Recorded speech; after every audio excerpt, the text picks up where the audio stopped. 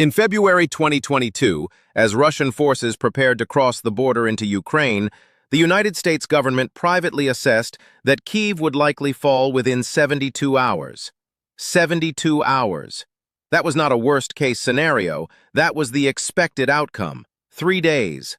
3 days and the Ukrainian government would collapse. 3 days and the capital would be taken. 3 days and the war would effectively be over. At the time, many military analysts around the world agreed with that assessment.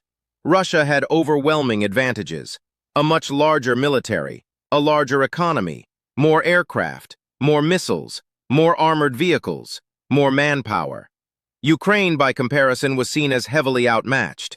And yet here we are in the second half of 2026. Not only did Ukraine survive, not only did Kyiv remain standing, Ukraine is now preparing to export weapons to foreign customers. The country that was expected to disappear in 3 days is now selling military technology to the world. That is one of the most remarkable geopolitical transformations of the modern era. And today, we are going to talk about how it happened, what Ukraine built, how quickly it built it, why the global defense industry is paying close attention, and why the balance of military power in the 21st century may be changing faster than most governments expected. Because this story is not just about Ukraine anymore. It is about the future of warfare itself. Stay with me. Let's begin with the numbers, because the numbers are extraordinary. In 2022, when Russia launched its full-scale invasion, Ukraine had roughly 12 defense companies. 12.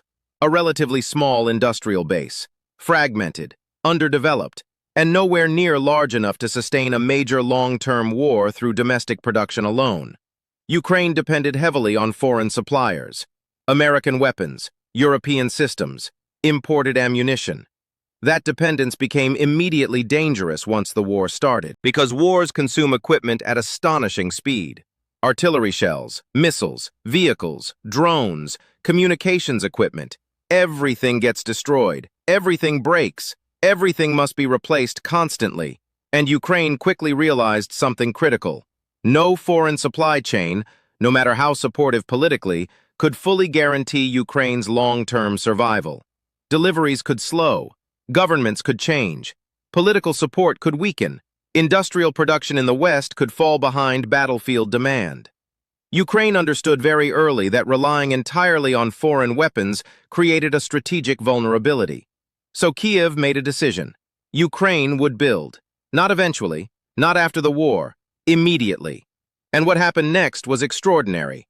By 2026, Ukraine's defense sector had expanded from 12 companies to more than 1,500. 1,500. Built in the middle of a war. Built while Russian missiles targeted Ukrainian cities. Built while infrastructure was being damaged. Built while millions of Ukrainians had been displaced. Built while the country was simultaneously fighting one of the largest wars in Europe since World War II. Historically, countries expand military industries during peacetime preparation. Ukraine expanded its industry under bombardment. That makes this transformation extremely unusual. And it was not merely symbolic growth. Ukraine's defense industry is now estimated to be worth approximately $50 billion. The country is producing millions of drones annually. 4 million drones produced in a single year, and Ukrainian officials aim to increase that number to 7 million. 7 million. That is industrial-scale drone warfare. More than 50% of Ukraine's military equipment needs are now being met through domestic production. That alone represents a massive strategic shift, because every weapon Ukraine produces internally is one less dependency on uncertain external supply. And now, for the first time, Ukraine is preparing to export.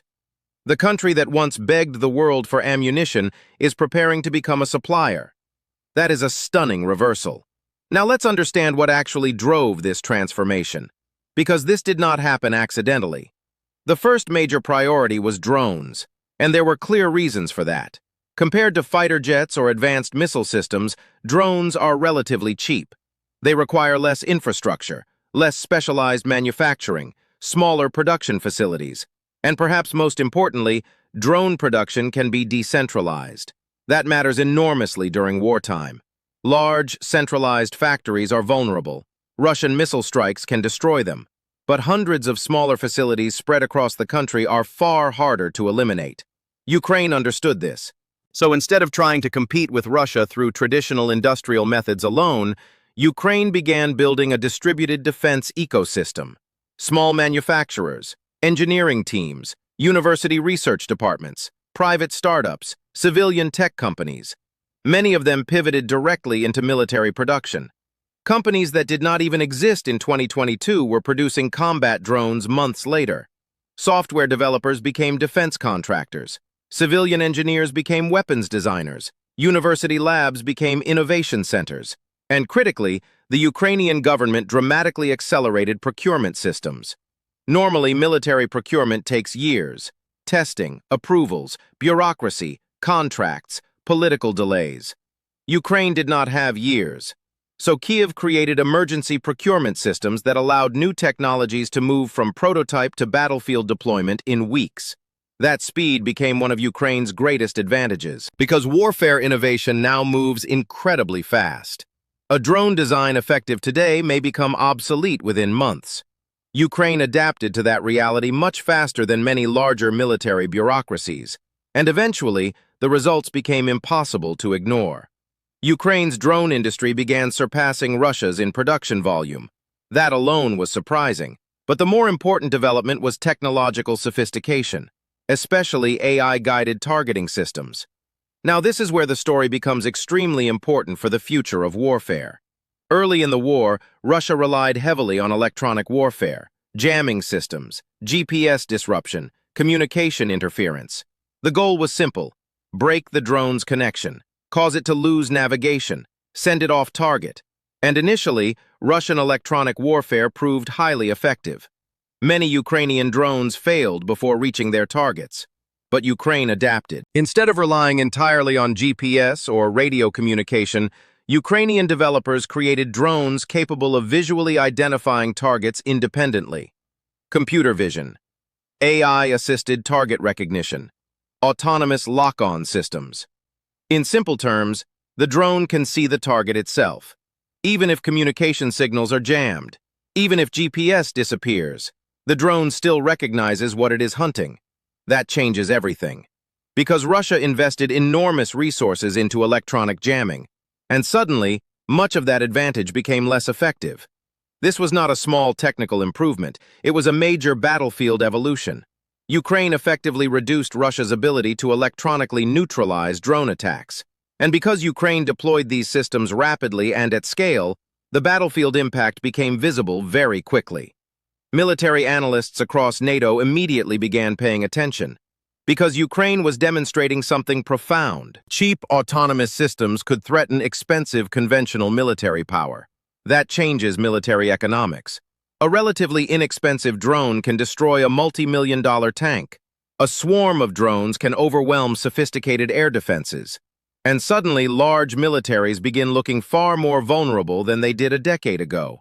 This is one reason governments around the world are studying Ukraine so closely. Ukraine is not merely fighting a war. Ukraine is redefining modern warfare in real time. But drones are only part of the story, because Ukraine has expanded across the entire spectrum of modern military technology. Ground robots, autonomous logistics systems, electronic warfare equipment, reconnaissance platforms, battlefield surveillance networks, counter-drone systems. The modern battlefield increasingly looks technological rather than purely mechanical, and Ukraine adapted to that faster than many expected. Ground robots are especially important because Ukraine faces a demographic challenge. Russia has roughly 3 times Ukraine's population. Ukraine cannot easily replace manpower losses indefinitely, so Ukraine increasingly uses machines to reduce pressure on human soldiers. Autonomous logistics vehicles now transport ammunition and supplies through dangerous frontline zones. Reconnaissance robots gather battlefield intelligence. Some robotic systems are capable of direct combat roles. This matters because every dangerous task performed by a machine potentially saves Ukrainian manpower. And manpower preservation is strategically essential for Ukraine. Wars of attrition favor larger populations. So Ukraine's strategy increasingly focuses on using technology to offset demographic disadvantage. That is a major reason why innovation became so critical. Ukraine cannot win through raw numbers alone.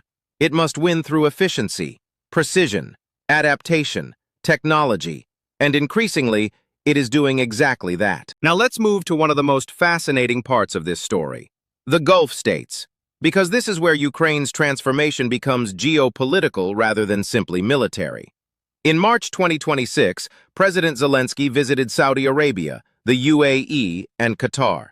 At the beginning of the war, such visits would have been interpreted primarily as diplomatic outreach, financial support, political backing, humanitarian aid. But by 2026, the dynamic had changed. Ukraine was not only asking, Ukraine was offering. And what Ukraine offered was highly valuable, combat-tested military technology. The result was extraordinary: 10-year defense export agreements. Ukraine began selling drone technology and air defense expertise to Gulf states. More than 200 Ukrainian air defense advisors reportedly deployed to Gulf countries. Ukrainian specialists training Gulf military personnel in drone warfare techniques developed directly from battlefield experience against Russia. Think about what this means. Ukraine, a country dependent on foreign support for survival, became a military technology provider to wealthy Gulf states. That is not symbolic diplomacy. That is a genuine defense partnership. And from the Gulf perspective, the logic makes perfect sense. Ukraine's technology has been tested under real combat conditions, not exercises, not simulations, real war, against one of the world's largest militaries. That makes Ukrainian expertise extremely valuable, especially as countries around the world increasingly fear drone warfare. The wars of the future are unlikely to resemble the wars of the past. Cheap autonomous systems, AI-guided weapons, electronic warfare, distributed manufacturing. That is the future many militaries now see approaching. And Ukraine is one of the few countries with years of large-scale operational experience in exactly that environment. Which means Ukraine is no longer viewed only as a recipient of military aid. Ukraine is increasingly viewed as a source of military knowledge. That is a dramatic geopolitical shift. Now let's zoom out further, because the broader global context matters here. The world is rearming. Europe is increasing defense spending. Asia is increasing defense spending. Middle Eastern states are increasing defense spending. The Ukraine war shattered many assumptions. For years, many governments believed large conventional wars were becoming unlikely. Ukraine changed that perception. Governments suddenly realized that territorial defense still matters. Industrial production still matters. Military stockpiles still matter. And perhaps most importantly, dependence on a single supplier is dangerous. The war exposed vulnerabilities in global supply chains. Countries discovered how quickly ammunition shortages emerge, how difficult rapid military production can become, how fragile some defense manufacturing systems actually are. Into this environment enters Ukraine, a country with highly adaptive defense production, rapid innovation cycles, combat-tested systems, and real battlefield credibility. That credibility matters enormously. Many weapons companies advertise systems that have never faced real combat. Ukraine's products are different. They were designed under battlefield pressure, modified under battlefield pressure, improved continuously through combat feedback. That iterative cycle creates extremely effective technology, because battlefield reality exposes weaknesses faster than laboratory testing ever could. Ukraine's weapons evolved through survival, and that gives them global market value. Countries seeking affordable drone systems, electronic warfare solutions, or counter-drone capabilities are naturally interested, especially countries that cannot afford extremely expensive Western systems. Ukraine may eventually occupy a very important niche in the global defense market: affordable, adaptive, combat-tested, high volume. And if that happens, the geopolitical implications become significant, because defense exports create long-term influence, training relationships, maintenance contracts, strategic partnerships, intelligence cooperation, political leverage. Military exports are never purely economic. They create geopolitical networks, and Ukraine is beginning to enter that world. Now here is the deeper strategic lesson. The 72-hour prediction failed not merely because Russia encountered stronger resistance than expected. It failed because analysts fundamentally underestimated Ukraine itself. They underestimated Ukrainian resilience, Ukrainian adaptability, Ukrainian innovation, Ukrainian industrial capacity, and perhaps most importantly, Ukraine's willingness to rapidly reinvent itself under existential pressure. Most countries would struggle to build 1,500 defense companies in 15 years. Ukraine did it in 4, during war. That tells you something profound, not only about Ukraine's capabilities, but about how modern societies can mobilize technologically during crises. Because this transformation was not driven solely by the state.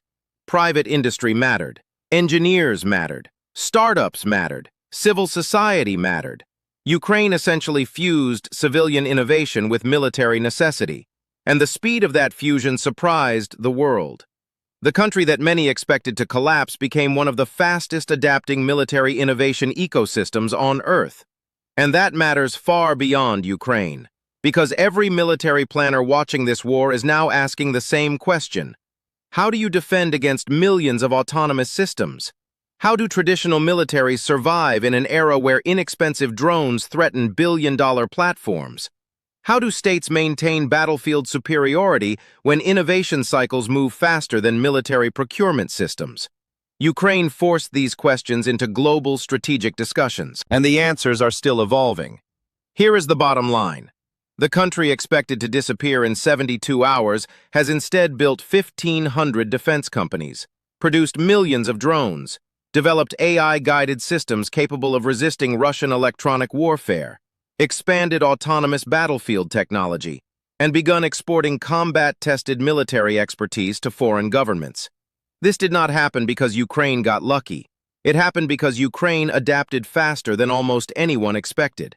And in modern warfare, adaptation may matter more than size. The war is still ongoing. Russia remains dangerous. The battlefield remains brutal. But one thing is already clear. Ukraine is no longer simply a battlefield.